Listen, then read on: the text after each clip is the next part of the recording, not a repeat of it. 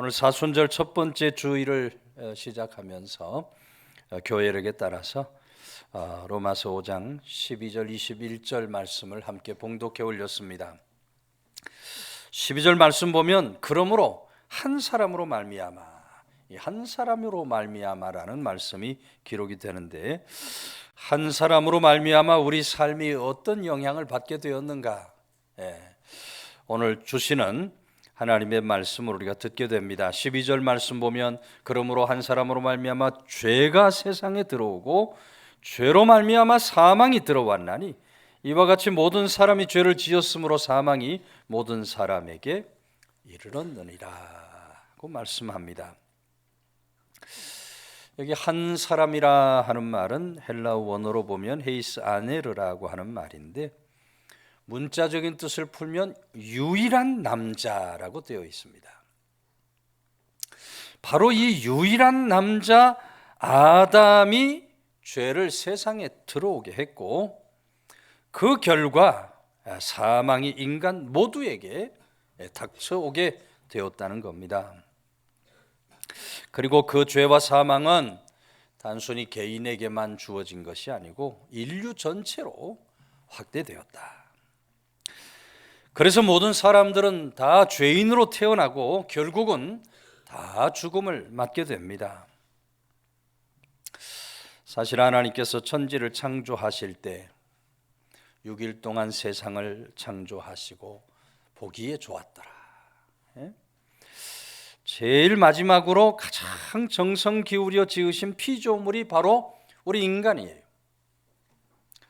인간을 만드시고는 하나님께서 보기에 그냥 좋은 것이 아니고 심히 좋았다, 심히 좋았다 하고 말씀을 하십니다. 하나님께서는 이 창조된 인간에게 에덴 동산에 거하면서 모든 것을 누리며 살 수 있는 그런 권세, 특권을 줍니다. 단 한 가지, 동산 중앙에 있는 선악과만은 따먹으면 안 된다 하고 엄한 명령을 내리죠. 아담이, 하와가 하나님 말씀에 불순종을 합니다. 그렇게 하나님 말씀 명령을 범한 결과 아담과 하와가 사망에 빠지고, 그 뒤를 따라 우리 온 인류가 사망에 빠지게 되었다. 불순종하기 전에는 가장 멋있게 하나님 형상을 따라 지음받은 존재로서 영원히 살 수 있었지만, 불순종을 하고 난 후에 죄를 지음으로 그 죄의 대가로 사망에 이를 수밖에 없게 되었다. 불행하게도 그 사망은 아담에게만 임한 것이 아니고,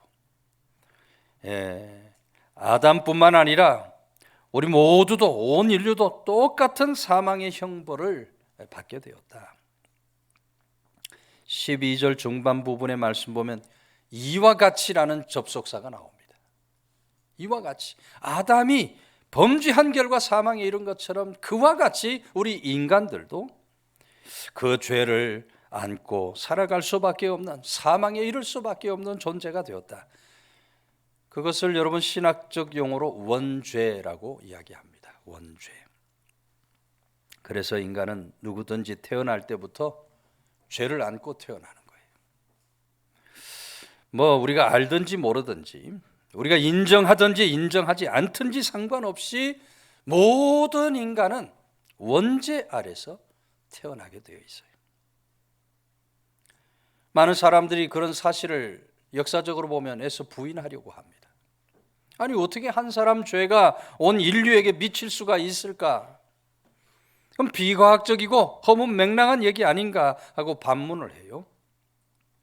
그러나 이 원죄는 역사적으로, 과학적으로 모두가 다 증명이 된 사실이에요. 생물학적으로, 유전적으로 조상의 특별한 형질이 후손에게 전달된다.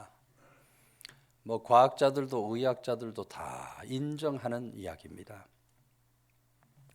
그래서 만병의 원인, 여러분들이 겪게 되는 만병의 원인 중에서 그 첫 번째가 뭡니까? 조상으로부터 유전적 요소를 어떻게 받았는가? 이게 만병의 원인을 가름하게 돼 있어요. 당뇨, 부모가 당뇨 걸리셨으면 자식이 조심해야 돼요. 이 당뇨도 유전적인 요소가 있어요. 부모님이 혈압 때문에 돌아가셨다 하면 그 혈압도 유전이 되어서 자녀에게 올 수가 있어서 조심해야 되죠. 여러 가지 각종 암들이 다 그래요. 부모 세대가 그렇게 암을 겪었으면 자녀들의 세대에도 유전적으로 그것이 전달이 되어서 암에 걸릴 확률이 많다. 그건 뭐 어떤 생물학적인 것뿐만 아니고 부모가 바람을 잘 피운다, 부모가 폭력적이다, 부모가 술, 담배를 너무 많이 했다, 이런 것까지 다 유전적으로 자녀들에게 이어지는 그런 이야기들을 우리가 얼마든지 들을 수 있게 되는 거예요. 조상의 형질이 후손에게 영향을 미치게 되어 있는 겁니다. 술이나 빵이나 의약품들을 만드는 원료인 효모라는 것이 있습니다. 효모는 생장 기간이 굉장히 빠른 것이 특징이에요. 그래서 짧게는 12시간, 길게는 36시간이면 거의 왕성한 발효, 생장을 한다 그래요. 근데 이 효모의 한 세대가 얼마나 짧은지 길게 잡아야 36시간. 그렇게 효모가 한 달 지나면 20세대가 진행이 된다 하고 6개월이 지나면 120세대가 진행이 된다 그래요. 그런데 이 효모가 6개월 동안 120세대가 지났는데도 이상하게 곰팡이로 변하지 않습니다.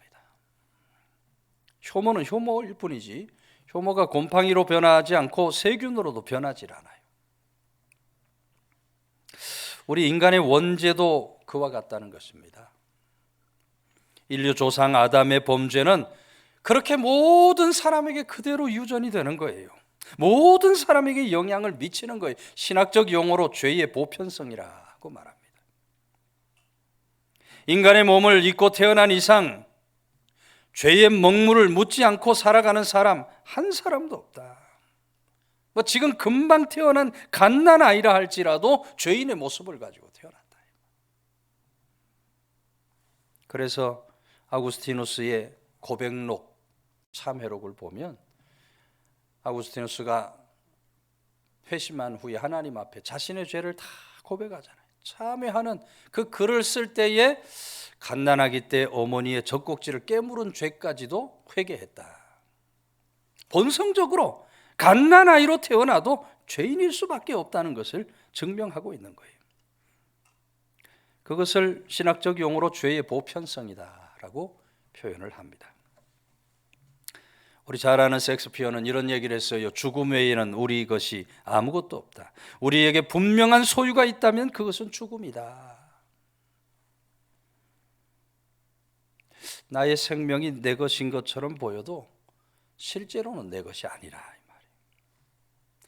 우리는 죄로 말미암아 내가 원든지 원치 않든지 죽음을 맞을 수밖에 없는 그런 존재다.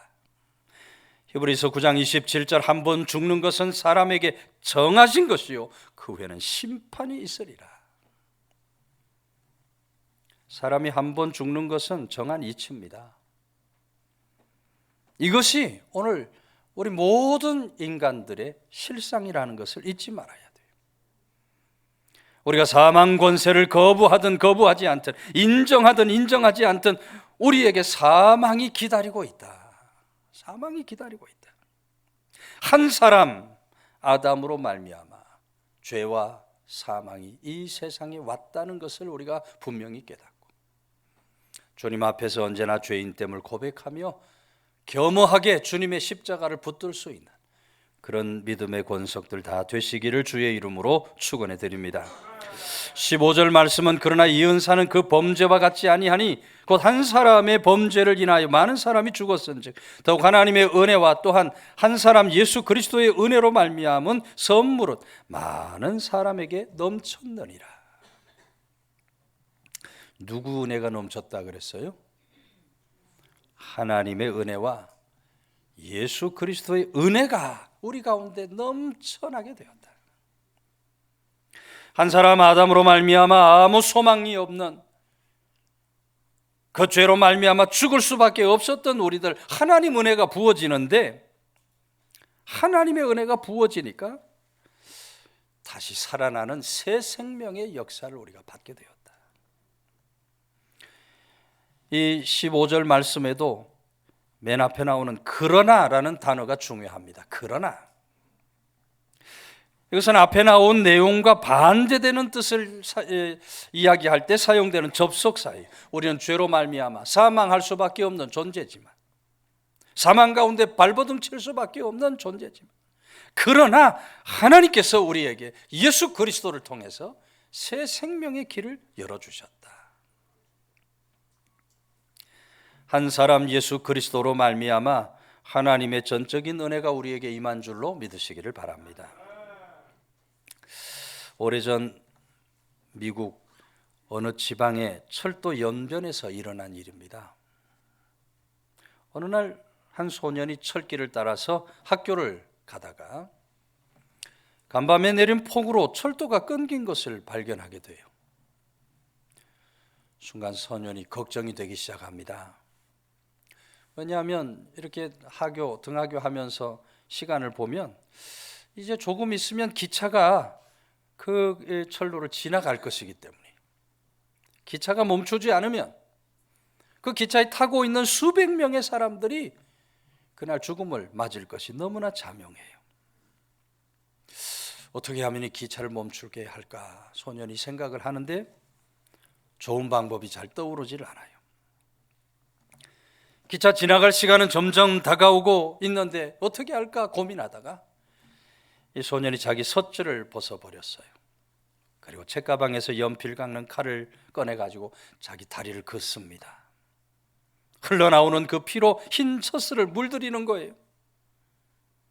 피를 흘리면서 그렇게 빨갛게 물든 젖슬을 막 흔들면서 기차를 향해서 스톱 스톱 서라고 소리를 질러요. 정말 천만다행으로 그 빨간 깃발을 바라보면서 기차의 기관사가 그 기차를 세우게 돼요. 뛰어내려와서 보니까 정말 몇 미터 앞에 철도가 끊어져 있는 게 보여요. 부랴부랴 기관사가 기찻길 옆에 쓰러져 있는 소년에게 달려가서 그 소년을 부축하여 병원으로 데려가려고 하는데, 안타깝게도 이 소년이 피를 너무 많이 흘려서 그 자리에서 죽음을 거두게 되는 거예요. 여러분, 기차 속에 있는 그 수백 명의 많은 승객들, 누구 때문에 살게 됐습니까? 이 소년으로 말미암아, 한 사람으로 말미암아 다 살게 됐어요. 소년에게 정말 잊을 수 없는, 씻을 수 없는 그런 큰 은혜를 입은 것이에요. 여러분, 오늘 우리들도 그와 같이 죽음을 향해서 달려가는 존재들이지만, 한 사람 예수 그리스도께서 피 흘려 희생하심으로 오늘 우리에게 새 생명의 역사가 일어나게 된 줄로 믿으시기를 바랍니다. 오늘 믿음의 사람들, 우리 주님의 그 십자가 구속의 은총을 그래서 절대로 잊고 살아서 안 돼요. 그 주님의 십자가 고난, 그 십자가의 희생을 늘 감사하면서 살아가는 믿음의 사람들이 반드시 될 수 있어야 한다. 그래서 오늘도 우리 옆에 있는 분 한번 인사합시다. 주님의 은혜 감사하며 살아갑시다. 주님의 은혜 감사하며 살아갑시다. 십자가 구속의 은혜를 우리가 늘 기억하면서 한 사람 예수 그리스도를 통해서 우리 모두 새 생명을 얻게 되었다. 감사와 찬송 영광을 드리며 나아가는 성도들 다 되시기를 주의 이름으로 축원해 드립니다. 17절 말씀은 한 사람의 범죄로 말미암아 사망이 그 한 사람을 통하여 왕노릇하였으니 더욱 은혜와 의의 선물을 넘치게 받은 자들은 한 분 예수 그리스도를 통하여 생명 안에서 왕노릇하리로다. 21절에도 이는 죄가 사망 안에서 왕노릇한 것 같이 은혜도 또한 의로 말미암아 왕노릇하여 우리 주 예수 그리스도로 말미암아 영생에 이르게 하려 함이다 말씀을 하고 있어요. 한 사람으로 말미암아 우리가 뭐를 할 수 있다는 거예요? 우리가 왕노릇할 수 있게 되었다. 이 왕노릇하다라는 말도 원어로 보면 왕노릇하다 바실 루슈신이라고 되어 있어요. 근데 이 말씀이 미래 시제로 기록이 되어 있어요. 미래 시대. 왕노릇하는데 이 왕노릇이 미래 시제로 기록이 됐다는 얘기는 예수님 믿는 사람들 더 이상 이제 사망의 지배를 받지 않고 생명 안에서 예수 그리스도와 더불어 앞으로도 이 미래에도 계속해서 왕노릇할 수 있게 될 것이다. 여러분, 생명 안에서 왕노릇한 것은 예수 그리스도 재림에서만 이루어지는 사건이 아니라는 겁니다. 지금 예수 그리스도 생명을 가지고 살아가는 사람, 내 마음에 예수 그리스도의 새 생명이 있는 사람은 세상에서도 믿음 안에서도 왕노릇하는 삶을 살 수 있게 될 줄로 믿으시기를 바랍니다. 물론 우리 육체는 죽음을 기다리고 있어요. 언젠가 우리들은 육체 죽음을 경험할 수밖에 없습니다. 그러나 우리 썩을 몸도 주님 재림하시는 날에는 썩지 않고 쇠하지 않는 영화로운 몸으로 다시 사는 부활을 누립니다. 주님께서 재림하시는 그날 우리 영혼뿐만 아니라 우리 육체까지도 생명 안에서 왕노릇하는 그런 은혜, 영광을 누리게 된다. 그래서 우리들은 예수 그리스도로 말미암아 왕 같은 제사장이 된 줄로 믿으시기 바랍니다. 왕 같은 제사장이요, 하나님의 택하신 족속이요, 구원받은 백성이다. 예수님을 믿음으로 우리들의 신분이 완전히 바뀌어지게 되는 거예요. 그래서 여러분, 성도는 시시한 사람이 아닙니다. 시시한 존재가 아니에요. 과거에 예수 그리스도 알지 못했던 시절에는 사망 권세가 우리 가운데서 날마다 왕노릇했기 때문에 날마다 고민 번뇌로 살아야 해요. 어느 가수 노래처럼 울려고 내가 왔던가 웃으려고 내가 왔던가 갈등하면서 살아갈 수밖에 없었어요. 그러나 이제 예수 그리스도로 말미암아 새 생명 안에서 우리는 왕노릇하는 삶을 살게 된 줄로 믿으시기를 바랍니다. 마태복음 1장 말씀 보면 예수님 족보가 나옵니다. 아브라함부터 시작해서 다윗을 거쳐서 예수님까지 연결된 족보예요. 그런데 이 족보에 추가될 사람들이 있어요. 누가 추가되어야 할까요? 바로 저와 여러분, 우리들이 거기에 추가되어야 해요. 왜 그렇습니까? 우리들은 모두 다 하나님의 아들 예수 그리스도의 후손이기 때문에 그래요. 비록 하나님의 말씀을 더하거나 뺄 수 없어서 성경에 내 이름을 올릴 수는 없지만 이미 우리들은 하나님의 나라 생명록에 기록된 존재인 줄로 믿으시기를 바랍니다.